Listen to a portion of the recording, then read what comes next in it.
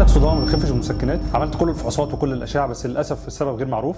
انت تعرف ان الصداع ده ممكن يكون سببه السيرفايكوجينيك هيديك اللي هو الصداع العنقي ما بين الفقره الاولى والثانيه عنقيه. شكل الصداع ده بيبقى عامل ازاي؟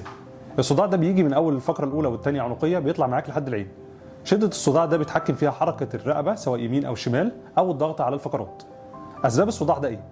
التنشن اللي موجود ما بين الفقرات الاولى والثانيه عنقيه، والامبالانس اللي موجود ما بين العضلات سواء يمين او شمال الفقرات.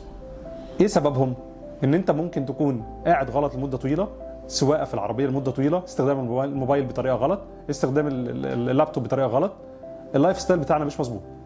دور العلاج الطبيعي في حاجه زي كده ايه؟